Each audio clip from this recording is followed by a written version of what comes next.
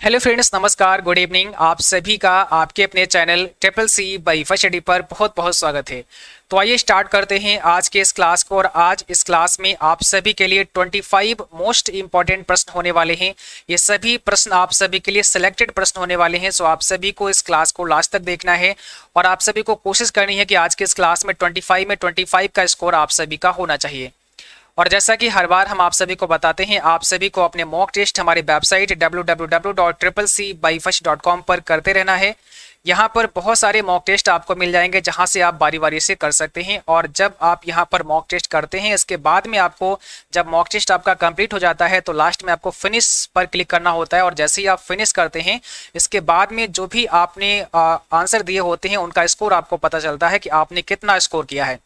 इसके बाद में आप व्यू आंसर पर क्लिक करके अपने आंसर भी देख सकते हैं कि आपने कौन कौन से गलत आंसर किए हैं और कौन कौन से सही जवाब किए हैं। जो भी आपने गलत जवाब किए होते हैं उनके सही जवाब भी आपको वहां पर देखने को मिलते हैं, यानी कि आप वहां से अपने सही जवाब भी देख सकते हैं और उन्हें अपनी कॉपी पर नोट डाउन भी कर सकते हैं, ताकि अगर आगे एग्जाम में आपसे कोई भी वहां से क्वेश्चन बनता है तो उसका आंसर आप इजिली कर पाए। ठीक है, तो यहाँ पर बहुत सारे मॉक टेस्ट दिए गए हैं जिनकी प्रैक्टिस आप लोग कर सकते हैं। और जितना ज़्यादा प्रैक्टिस करेंगे उतना ज़्यादा चीज़ें आपको समझ में आएंगी और आपको पता चलेगा कि आपके ट्रिपल्स एग्जाम में किस प्रकार से क्वेश्चन पूछे जाते हैं। तो यहाँ से भी आप काफ़ी अच्छी तैयारी कर सकते हैं अगर आप रेगुलर अपने मॉक टेस्ट यहाँ पर करते हैं तो। ठीक है, तो आइए स्टार्ट करते हैं आज के इस क्लास को। आज का सबसे पहला प्रश्न आप सभी के सामने आ चुका है, जिसमें आपको बताना है यूनिक्स ऑपरेटिंग सिस्टम को किसने डेवलप किया है। ठीक है, Who developed Unix operating system. यहाँ पर क्या होगा आपका राइट आंसर। इस क्लास में हमने 25 प्रश्नों को शामिल किया है, जैसा कि हमने आपको स्टार्टिंग में बताया। तो आप सभी को पूरा प्रयास करना है कि आप सभी का स्कोर 25 में 25 का होना चाहिए। और लास्ट में आपको ईमानदारी से कमेंट बॉक्स में भी बताना है कि सर आज की इस क्लास में हमारा स्कोर इतना रहा है। तो कमेंट बॉक्स में आपको लास्ट में अवश्य बताना है। ठीक है, यहाँ पर क्या हो जाएगा, ऑप्शन नंबर बी करेक्ट होगा। Ken Thompson and Dennis Ritchie Unix operating system को किसने डेवलप किया, मींस किसने बनाया। तो आप सभी को ध्यान रखना है, नाम है केन थॉमसन एंड डेनिस रिची। ठीक है, याद रहेगा आप सभी को, ऑप्शन बी हमारा करेक्ट होगा, ये आपको ध्यान रखना है। देखो अगला क्वेश्चन क्या पूछा है, आपको अपने कंप्यूटर सिस्टम को किससे सुरक्षित रखना चाहिए। आपको अपने कंप्यूटर सिस्टम को किससे सुरक्षित रखना चाहिए। ये सभी क्वेश्चन पिछले एग्जाम में कहीं ना कहीं पूछे गए प्रश्न हैं। सो एक एक प्रश्न को बहुत ही अच्छे से आपको पढ़ना है ना, और समझना है, ताकि आसानी से ये आपको याद हो जाए। आपको अपने कंप्यूटर को किससे सुरक्षित रखना चाहिए, टाइम बॉम्ब, वायरस, वॉर्म्स या ऑल ऑफ दीज। तो यहाँ पे क्या होगा, option number D, all of these. इन सभी से हमें बचा के रखना है, तो ऑल ऑफ दीज आपका राइट आंसर होगा। क्वेश्चन नंबर 3 कहता है कंप्यूटर को रीस्टार्ट या स्टार्ट करना ही बूटिंग कहलाता है। कंप्यूटर को रीस्टार्ट या स्टार्ट करना ही बूटिंग कहलाता है। क्या होगा इसका राइट आंसर, बताओ क्या होगा यहाँ पे सही जवाब, ट्रू होगा या फॉल्स होगा। और जो भी बच्चे क्लास में हाजिर हो चुके हैं, आप लोग जल्दी से भाई क्लास को एक बार शेयर कर दो, ताकि और भी बच्चे और भी साथी इस क्लास को ज्वाइन कर पाए। तो आप सभी को ज़्यादा से ज़्यादा शेयर करना है, और जिन बच्चों ने अभी तक चैनल को सब्सक्राइब नहीं किया है, आप सभी को सब्सक्राइब भी कर लेना है। ठीक है, और जिन बच्चों की तैयारी सही से नहीं हो पाई है, या लगता है कि आपने अभी अभी क्लास ज्वाइन किए हैं, आपने पहले से नहीं पढ़ पाया है, तो आप सभी के लिए हमने एक प्लेलिस्ट बना दी है जिसका नाम है triple C advance mock test series. ठीक है, तो triple C advance mock test वाली जो प्लेलिस्ट है उस पर आपको जाना है, और वहां पर जितने भी क्लास आपको दिए गए हैं सारे क्लास आपको बारी बारी से करना है, क्योंकि वहां पर सभी टॉप सेलेक्टेड क्लास हमने वहां पर आपको दिए हैं। ठीक है, और कुछ और इंपॉर्टेंट क्लास होंगे जो भी उस प्लेलिस्ट में हम शामिल कर देंगे। तो उस प्लेलिस्ट में जितने भी क्लास आपको मिले सभी को अच्छे से करना है। यहाँ पर क्या हो जाएगा, ऑप्शन पहला हो जाएगा ट्रू। कंप्यूटर को रीस्टार्ट या स्टार्ट करना ही बूटिंग कहलाता है, आपको पता होना चाहिए, ऑप्शन पहला होगा। क्वेश्चन नंबर 4 कहता है विंडोज 10 के अंदर डिफॉल्ट ब्राउजर कौन सा होता है। विंडोज 10 के अंदर डिफॉल्ट ब्राउजर कौन सा होता है। काफी पॉपुलर प्रश्न है ट्रिपल सी एग्जाम का, कई बार आपके एग्जाम में पूछा गया और हर बार लगभग आपके एग्जाम में आता ही आता है। तो आपको पता है विंडोज 10 का जो डिफॉल्ट ब्राउजर प्रोग्राम है वो कौन सा है, माइक्रोसॉफ्ट एज है, ऑप्शन पहला हो जाएगा। माइक्रोसॉफ्ट एज एक ब्राउजर प्रोग्राम है, जैसे आप किसी वेबसाइट को ब्राउज कर सकते हैं। जैसे आपने नाम सुना होगा गूगल क्रोम का नाम तो आप सभी ने सुना होगा। गूगल क्रोम क्या है, गूगल क्रोम एक वेब ब्राउजर है ना। ऐसे ही आपका मोजिला फायरफॉक्स भी एक वेब ब्राउजर है, ऐसे ही आपका माइक्रोसॉफ्ट एज भी एक वेब ब्राउजर है, जो कि विंडो 10 के साथ में डिफॉल्ट रूप से आपको दिया जाता है। क्वेश्चन नंबर 5 कहता है टास्क बार को कहां पर नहीं रख सकते हैं। मींस आप टास्क बार को कहां पर नहीं रख सकते हैं, कहां पर प्लेस नहीं कर सकते हैं। लेफ्ट, राइट, सेंटर या टॉप? बताइए क्या होगा इसमें राइट आंसर। तो टास्क बार जो आपकी होती है, आपने देखा होगा आपकी जो विंडो होती है, इस विंडो के सबसे नीचे बॉटम पर क्या होता है, टास्क बार होता है। सभी को पता होगा आपकी जो कंप्यूटर की विंडो होती है, सबसे नीचे आप देखेंगे यहाँ पर जो आपका डेस्कटॉप होता है, उस डेस्कटॉप में सबसे नीचे टास्क बार होता है। इस टास्क बार पर यहाँ पर स्टार्ट बटन होता है और यहाँ पर नोटिफिकेशन एरिया होता है जहाँ पर आपका डेट दिया होता है और समय दिया होता है ना। तो ये टास्क बार आप कहाँ पर नहीं रख सकते हैं, लेफ्ट, राइट, सेंटर, टॉप। तो इससे टास्क बार को आप यहाँ राइट में भी रख सकते हैं, लेफ्ट में भी रख सकते हैं, टॉप पर भी रख सकते हैं, बट सेंटर पर नहीं रख सकते हैं। तो ऑप्शन हो जाएगा बी, टास्क बार को आप सेंटर पर नहीं रख सकते हैं, बाकी आप टॉप, राइट, लेफ्ट, बॉटम में रख सकते हैं। कैसे रखेंगे, तो इस टास्क बार पर आपको राइट क्लिक करना होता है। राइट क्लिक करने पर आपको प्रॉपर्टीज का एक ऑप्शन मिलेगा, तो आपको प्रॉपर्टीज पर जाना है और वहां से फिर आप अपने टास्क बार का जो अलाइनमेंट है वो रख सकते हैं कि आपको टास्क बार कहां पर दिखानी है। यहां पर बताना है डॉस कमांड की अधिकतम लंबाई क्या होती है। डॉस का मतलब होता है डिस्क ऑपरेटिंग सिस्टम, है ना, डिस्क ऑपरेटिंग सिस्टम। कमांड की अधिकतम लंबाई क्या होती है, बताओ क्या होगा इसमें राइट आंसर। क्वेश्चन नंबर 6 आपके सामने है। तो यहां पर सही जवाब करना है सभी बच्चों को। क्या हो जाएगा, ऑप्शन नंबर आपका डी हो जाएगा 127। ध्यान रखना है सभी को, 127 आपका राइट आंसर हो जाएगा। और यहां पर आपको बताना है निम्न में कौन सा एक वैध फाइल सिस्टम नहीं है। कौन सा एक वैध फाइल सिस्टम नहीं है, वैलिड फाइल का सिस्टम का प्रकार नहीं है। Which of the following is not a valid file system, बताओ। फाइल सिस्टम के बारे में हमने इससे पहले भी आपको बताया था, और जो 14 डेज क्रैश कोर्स था जिसको हमने CCC एडवांस टेस्ट सीरीज के नाम से बना दिया है, तो वहां पर भी हमने ये सारे क्लास करा दिए हैं जहां पर फैट के बारे में हमने आपको समझाया था। अगर आपने वो क्लास देखे होंगे तो आपको पता होगा। तो इसमें ये पूछ रहा है कि कौन सा एक वैध फाइल सिस्टम नहीं है, बताओ। यहां पर हो जाएगा FXT, ये आपका वैध फाइल सिस्टम नहीं है। बाकी आपको पता है आपके कंप्यूटर में दो प्रकार का फाइल सिस्टम होता है, एक आपका फैट होता है जिसका नाम होता है फाइल एलोकेशन टेबल, और एक आपका NTFS होता है। NTFS का मतलब न्यू टेक्नोलॉजी फाइल सिस्टम। ध्यान रखना है आपके कंप्यूटर सिस्टम में दो प्रकार का फाइल सिस्टम होता है, एक आपका फैट होता है जिसका मतलब होता है फाइल एलोकेशन टेबल, दूसरा आपका NTFS होता है जिसका मतलब होता है न्यू टेक्नोलॉजी फाइल सिस्टम। ठीक है, तो यहाँ पर FXT ये हमारा फाइल सिस्टम नहीं है। ठीक है, बाकी फैट 16 की बात करते हैं, फैट 32 बिट की बात करते हैं, और NTFS ये सभी फाइल सिस्टम के ही प्रकार हैं। किसी भी डॉक्यूमेंट को सेव करने पर उसका डिफॉल्ट लोकेशन क्या होता है। किसी भी डॉक्यूमेंट को सेव करने पर उसका डिफॉल्ट लोकेशन क्या होता है। आप बाय डिफॉल्ट आपने MS वर्ड ओपन कर लिया है, आपने लिब्रियोफिस ओपन कर लिया है, और आप जब उसको सेव करेंगे तो जब सेव करते हैं ना, तो वहां पर डिफॉल्ट लोकेशन खुद ही सेलेक्ट कर लेता है। बाकी अगर आप चाहते हैं कि वो डेस्कटॉप पर सेव हो जाए या किसी पर्टिकुलर ड्राइव में उसको सेव करना चाहते हैं तो आप लोकेशन बता सकते हैं। अदरवाइज आपका कंप्यूटर खुद ही एक लोकेशन तय कर देता है कि हाँ यहाँ पर आपका डॉक्यूमेंट सेव होने वाला है। तो डिफॉल्ट कहाँ पर सेव होता है, माई डॉक्यूमेंट में होता है, ऑप्शन बी हो जाएगा। और अगर यहाँ पर माई डॉक्यूमेंट नहीं दिया है, केवल डॉक्यूमेंट दिया है, तो आप क्या करेंगे, तो इतने तो समझदार हैं ही आप लोग, यहाँ पर फिर हमें डॉक्यूमेंट पे ही क्लिक करना होगा। ठीक है, जैसे आपने देखा होगा कंप्यूटर और माई कंप्यूटर। ठीक है, तो बात एक ही है। तो यहाँ पर हो जाएगा my document, option number B आपका करेक्ट आंसर है। किसी फाइल या फोल्डर को नाम देने के लिए किस शॉर्टकट की का इस्तेमाल करते हैं। किसी फाइल या फोल्डर को अगर कोई नाम देना है या फिर किसी फाइल या फोल्डर को रीनेम करना है, ऐसा भी सवाल हो सकता है। बस यही आपको समझना है कि सवाल थोड़ा सा चेंज हो सकता है लेकिन आंसर वही होता है, बस आपको मीनिंग समझना होता है। किसी फाइल या फोल्डर को नाम देने के लिए आप कौन से शॉर्टकट के इस्तेमाल करते हैं, तो इसके लिए आप F2 का इस्तेमाल करते हैं। ऑप्शन नंबर बी हमारा है F2। इस F2 से और क्या कर सकते हैं, बताओ, और क्या इसे कर सकते हैं। एक तो हम किसी फाइल या फोल्डर को नाम दे सकते हैं, दूसरा आप लिब्रियोफिस कैल्क में किसी सेल को एडिट कर सकते हैं। किसी सेल को अगर हमें एडिट करना होगा तो हम एडिट कर सकते हैं लिब्रियोफिस या फिर कैल्क प्रोग्राम में। दूसरा आप राइटर प्रोग्राम में क्या कर सकते हैं, तो राइटर प्रोग्राम के अंदर आप फार्मूला बार को ओपन कर सकते हैं। और ये सभी जो हमने आपको बताया है सभी एग्जाम में आता है कि अगर आप किसी सेल को एडिट करना चाहते हैं तो F2 का इस्तेमाल कर सकते हैं। अगर आप राइटर में फार्मूला बार ओपन करना चाहते हैं तो क्या कर सकते हैं, F2 का इस्तेमाल कर सकते हैं। और किसी फाइल या फोल्डर का अगर नाम देना है या रीनेम करना है तो भी हम F2 का इस्तेमाल कर सकते हैं। ठीक है, तो आपको ध्यान रखना है और यहाँ पर आपको बताना है किस शॉर्टकट की मदद से आप एक साथ सभी खुले हुए प्रोग्राम को हाइड करा सकते हैं।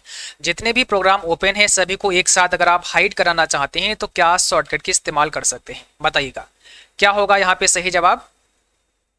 तो यहाँ पर आपको फिर विंडो की के साथ में डी प्रेस करना होता है, विंडो की प्लस डी आपको प्रेस करना होगा। जैसे ही आप विंडो की के साथ डी दबाते हैं तो आपको आपका डेस्कटॉप नजर आएगा, जितने भी प्रोग्राम ओपन है सारे के सारे हाइड हो जाएंगे और आपको आपका डेस्कटॉप दिख जाएगा। यही सवाल एक ऐसे भी पूछते हैं कि आप अगर डेस्कटॉप देखना चाहते हैं या फिर डेस्कटॉप पर जाने के लिए कौन सी शॉर्टकट का इस्तेमाल करते हैं, तो भी विंडो की के साथ में डी आपका आंसर होगा। तो प्रश्न पूछने का ढंग चेंज हो सकता है, बट मीनिंग अगर आपने समझ लिया तो आप आंसर कर पाएंगे, ठीक है। और यही आपको प्रैक्टिस करनी है, जितना प्रैक्टिस करेंगे तो आपको समझ आएगा कि सवाल किस प्रकार से होता है और जवाब किस प्रकार से हमें देना होता है, ठीक है। यही आपको समझना है। बाकी सभी काउंट करते रहना कि आज इस क्लास में आप कितना स्कोर कर पा रहे हैं, क्या आप सभी 25 में 25 का स्कोर कर पाए हैं या फिर नहीं, ये लास्ट में बताना भी है और सभी को ईमानदारी से काउंट करते रहना है, ठीक है। क्वेश्चन नंबर 11 कहता है बायोस का पूरा नाम क्या होता है, what is the full form of BIOS. BIOS का पूरा नाम आपको बताना है, क्या होगा इसका राइट आंसर। बायोस का मतलब होता है बेसिक इनपुट आउटपुट सिस्टम। तो ऑप्शन यहाँ पे क्या हो जाएगा, basic input output system, option हमारा बी करेक्ट होगा, है ना। बेसिक इनपुट आउटपुट सिस्टम होता है आपका बायोस। और क्वेश्चन नंबर 12 कहता है गीगो का फुल फॉर्म क्या होता है, what is the full form of GIGO, यानी कि GIGO का पूरा नाम आप सभी को बताना है, क्या होगा यहाँ पे राइट आंसर, जल्दी से बताइएगा। गीगो का मतलब गार्बेज इन गार्बेज आउट, तो ऑप्शन नंबर यहाँ पर सी हो जाएगा, गार्बेज इन गार्बेज आउट होता है गीगो का फुल फॉर्म, ठीक है। भारत में कंप्यूटर की शुरुआत कहां से हुई, भारत में कंप्यूटर की शुरुआत कहां से हुई, क्या होगा यहाँ पे सही जवाब। भारत में कंप्यूटर की शुरुआत कहां से हुई, काफी इंपॉर्टेंट प्रश्न है और इसका सही जवाब क्या होगा, तो जल्दी से जवाब करिएगा सभी बच्चे, जो भी जिन बच्चों को पता है इसका जवाब तो आप सभी कमेंट बॉक्स में बताइएगा भारत में कंप्यूटर की शुरुआत कहां से हुई। इसका सही जवाब है ऑप्शन नंबर पहला, कोलकाता से। आपको ध्यान रखना है, कोलकाता से भारत में कंप्यूटर की शुरुआत हुई। और यहाँ पर आप थोड़ा सा समझ सकते हैं, भारत में कंप्यूटर की शुरुआत 1955 में कोलकाता में भारतीय सांख्यिकी संस्थान में HEC2M इंग्लैंड में AD बूथ द्वारा डिजाइन किया गया कंप्यूटर की स्थापना के साथ हुई। क्या समझ में आया, भारत में जो कंप्यूटर की शुरुआत हुई थी वो 1955 से हुई थी और 1955 में ये कंप्यूटर कहाँ पर स्थापित किया गया था, तो भारत में कोलकाता में भारतीय सांख्यिकी संस्थान में इसे लगाया गया था। कंप्यूटर का नाम क्या था, HEC2M कंप्यूटर का नाम था, जो कि इंग्लैंड में बनाया गया था, किसके द्वारा, AD बूथ के द्वारा बनाया गया था। और इसकी स्थापना कहाँ हुई थी, कोलकाता में भारतीय सांख्यिकी संस्थान में। तो आई होप आपके समझ में आ चुका होगा कि भारत में जो कंप्यूटर की सबसे पहले शुरुआत हुई है वो 1955 में हुई। कहाँ से हुई, कोलकाता से हुई। कोलकाता में कहाँ पर लगाया गया, भारतीय सांख्यिकी संस्थान में लगाया गया। कंप्यूटर का नाम क्या था, HEC2M था। किसने बनाया था, AD बूथ के द्वारा बनाया गया था। और कहाँ बना था, इंग्लैंड में बना था, ठीक है। चलिए आगे बढ़ते हैं और अगला क्वेश्चन अब आपके सामने है। इस क्वेश्चन में आपको बताना है फर्स्ट वैक्यूम ट्यूब का आविष्कार किसके द्वारा किया गया था, बताइए। फर्स्ट वैक्यूम ट्यूब यानी कि पहली वैक्यूम ट्यूब किसके द्वारा डेवलप की गई थी। आपको पता है आपका जो फर्स्ट जनरेशन का कंप्यूटर था उसमें इसी वैक्यूम ट्यूब का इस्तेमाल किया गया था, है ना। फर्स्ट जनरेशन का कंप्यूटर इसी वैक्यूम ट्यूब का इस्तेमाल हुआ था। तो किसके द्वारा ये डेवलप किया गया था, ये आपको बताना है। यहाँ पर सही जवाब हो जाएगा option B, John Ambrose Fleming के द्वारा आपकी जो वैक्यूम ट्यूब है उसका निर्माण किया गया था, इसको डेवलप किया गया था। जॉन एम्ब्रोस फ्लेमिंग के द्वारा वैक्यूम ट्यूब को डेवलप किया गया था, ठीक है। क्वेश्चन नंबर अगला आपको बताना है 15 में, और यहाँ पर पूछा गया है यदि आपको संपूर्ण डिस्क को डुप्लीकेट करने की आवश्यकता है तो आप किस कमांड का उपयोग करेंगे। अगर आपको संपूर्ण डिस्क को डुप्लीकेट करने की आवश्यकता है तो आप कौन सी कमांड का इस्तेमाल करेंगे, बताइए। अगर अभी तक आपने क्लास को शेयर नहीं किया है तो आप सभी बच्चे क्लास को भाई शेयर कर दो जल्दी से, और लाइक नहीं किया है तो सभी को लाइक करना है, और चैनल को अगर सब्सक्राइब नहीं किया है तो सब्सक्राइब करके घंटे के बटन को दबा लेना है ताकि नोटिफिकेशन भी आप सभी को मिलते रहें, ठीक है। तो यहाँ पर क्या होगा आपका राइट आंसर, यदि आपको संपूर्ण डिस्क को डुप्लीकेट करने की आवश्यकता है तो आप किस कमांड का उपयोग करेंगे। तो ध्यान रखना है डिस्क कॉपी कमांड का इस्तेमाल करते हैं, ऑप्शन हो जाएगा वी, डिस्क कॉपी कमांड इस्तेमाल करेंगे। Linux is a operating system, Linux dash एक ऑपरेटिंग सिस्टम है, कैसा है, single, multi, time sharing, none of these. क्या होगा इसमें राइट आंसर, बताओ। क्वेश्चन नंबर 16 आप सभी के सामने है, लिनक्स कैसा ऑपरेटिंग सिस्टम है। तो यहां पर हो जाएगा option number B, multi user operating system है। Linux is a multi user operating system, आपको ध्यान रखना है, ठीक है। ऑप्शन नंबर यहाँ पर बी आपका करेक्ट होगा। पूछा गया है बायोस सेटअप में बूट डिवाइस को बदलने के लिए किस विकल्प का उपयोग किया जाता है। बायोस सेटअप में बूट डिवाइस को चेंज करने के लिए, बदलने के लिए आप किस विकल्प का इस्तेमाल करते हैं। Boot sequence, boot code, both या नन ऑफ दीज। यहाँ पर आपका राइट आंसर क्या होगा, ऑप्शन पहला बूट सीक्वेंस का इस्तेमाल करते हैं, ऑप्शन फर्स्ट आपका करेक्ट है। पूछा गया है निम्न में किस मेमोरी को रिफ्रेश करने की आवश्यकता नहीं होती है। कौन सी मेमोरी है जिसको रिफ्रेश करने की आवश्यकता नहीं होती है। D RAM, S RAM, V RAM या फिर नन ऑफ दीज। तो हमने आपको पहले भी बताया था कौन सी मेमोरी है जो आपकी नॉन रिफ्रेशिंग मेमोरी होती है, तो यहाँ पर हो जाएगा ऑप्शन बी एस रैम, जिसका मतलब होता है स्टैटिक, क्या होता है स्टैटिक रैम यानी कि स्टैटिक रैंडम एक्सेस मेमोरी। और डी रैम का मतलब होता है डायनेमिक रैंडम एक्सेस मेमोरी। तो डी रैम को तो रिफ्रेश करने की आवश्यकता होती है, बट एस रैम को रिफ्रेश करने की आवश्यकता नहीं होती है। यह एक नॉन रिफ्रेशिंग मेमोरी होती है और डी रैम एक रिफ्रेशिंग मेमोरी कही जाती है, ठीक है। तो आपको ध्यान रखना है। बाकी अगर वी रैम की बात करते हैं तो एक कैसी मेमोरी होती है, वीडियो रैंडम एक्सेस मेमोरी होती है। इनका फुल फॉर्म होता है वीडियो रैंडम एक्सेस मेमोरी, आपको ध्यान रखना है, ठीक है। अगला क्वेश्चन आपको बताना है which file is a batch file that is read while booting a computer. कौन सी फाइल एक बैच फाइल है जिसे कंप्यूटर के बूट करते समय पढ़ा जाता है, बताओ। काफी इंपॉर्टेंट प्रश्न है आप सभी के लिए, आपको अच्छे से इसका जवाब करना है, सोच समझ करके जवाब करना है। कौन सी फाइल एक बैच फाइल है जिसे कंप्यूटर के बूट करते समय पढ़ा जाता है। तो यहाँ पर कौन सा आपका राइट आंसर होगा, ऑप्शन नंबर फर्स्ट आपका करेक्ट होगा, आपको ध्यान रखना है, ठीक है। ऑप्शन फर्स्ट आपका राइट आंसर है। यहाँ पर आपको बताना है मशीन भाषा के प्रोग्राम सभी मशीन के लिए समान होते हैं या समान हैं। मशीन भाषा के प्रोग्राम सभी मशीन के लिए समान यानी कि एक जैसे होते हैं, क्या ये सही है। तो ये हो जाएगा फॉल्स, क्योंकि मशीन भाषा के प्रोग्राम सभी के लिए समान नहीं होते हैं। तो ध्यान रखना है ऑप्शन बी हमारा यहाँ पर सही होगा। क्वेश्चन 21 कहता है कंप्यूटर नेटवर्क में प्रयोग के लिए बनाया गया ऑपरेटिंग सिस्टम कौन सा है। कंप्यूटर नेटवर्क में प्रयोग के लिए बनाया गया ऑपरेटिंग सिस्टम निम्न में से कौन सा है। क्या होगा इसमें राइट आंसर, आप सभी को जवाब करना है। क्या होगा यहाँ पे सही जवाब। 21 का आंसर आपको बताना है, क्या हो जाएगा, ऑप्शन नंबर सी हो जाएगा विंडोज एनटी। आपको ध्यान रखना है विंडोज एनटी आपका सही जवाब होगा, ठीक है। और इस क्वेश्चन में आपको बताना है the time command is used to display dash time. Time command का उपयोग डैश समय प्रदर्शित करने के लिए होता है। किस प्रकार का समय प्रदर्शित करने के लिए टाइम कमांड का इस्तेमाल किया जाता है। 22 में कौन सा करेक्ट आंसर है, तो यहाँ पर सभी को ध्यान रखना है, ऑप्शन हो जाएगा डी सिस्टम टाइम, ठीक है। सिस्टम टाइम आपका राइट आंसर है। और यहाँ पर बताना है what is the full name of the DSM. आपको डीएसएम का पूरा नाम बताना है, क्या होता है डीएसएम का पूरा नाम क्या होता है, बताओ। 23 आप सभी के सामने है और इसमें कौन सा करेक्ट आंसर होगा, जल्दी से जवाब करना है। क्या होगा आपका राइट आंसर, इसका मतलब क्या हो जाएगा, ऑप्शन नंबर डी हो जाएगा डिस्ट्रीब्यूटेड शेयर्ड मेमोरी होता है।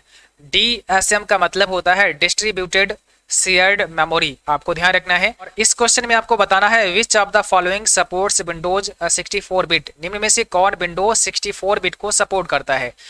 यहाँ पे क्या होगा आपका राइट आंसर 24 का, बताइएगा कौन सा जवाब हो जाएगा। तो ध्यान रखना है ऑप्शन पहला हो जाएगा विंडो एक्सपी, ठीक है। विंडो एक्सपी आपका राइट आंसर है।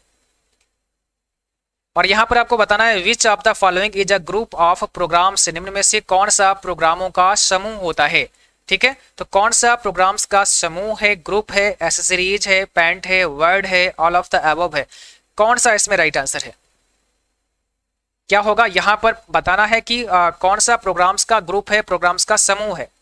तो राइट आंसर यहाँ पे क्या होगा, ऑप्शन पहला हो जाएगा एसेसरीज, आपको ध्यान रखना है एसेसरीज आपका राइट आंसर हो जाएगा, ठीक है। और आज की क्लास बस यहीं तक थी। आई होप आप सभी को क्लास पसंद आई होगी, क्लास अच्छी लगी उसको लाइक शेयर करना है सभी बच्चों को। और जिन बच्चों ने अभी तक चैनल को सब्सक्राइब नहीं किया है तो आप सभी को सब्सक्राइब करके घंटे के भी बटन को दबा लेना है। और जिन बच्चों का ट्रिपल सी का एग्जाम अक्टूबर में होने वाला है तो आप सभी ट्रिपल सी अक्टूबर एग्जाम के इस नए बैच को ज्वाइन कर सकते हैं। यहाँ पर आप सभी को क्लास 1 सितंबर से मिलना स्टार्ट हो जाएंगे। और यहाँ पर इस बैच को आप कैसे ज्वाइन कर पाएंगे, तो इसके लिए हमारा एंड्रॉइड एप्लीकेशन आपको डाउनलोड करना होगा। आपको गूगल प्ले स्टोर पर सर्च करना है ट्रिपल सी बाई FHD और वहां से इस एप्लीकेशन को डाउनलोड करके इंस्टॉल करना होगा। सबसे पहले वहां पर आपको रजिस्टर करना होगा, इसके बाद में आपको पेड कोर्स में आना है और वहां से आप CCC अक्टूबर एग्जाम के इस बैच को ज्वाइन कर सकते हैं।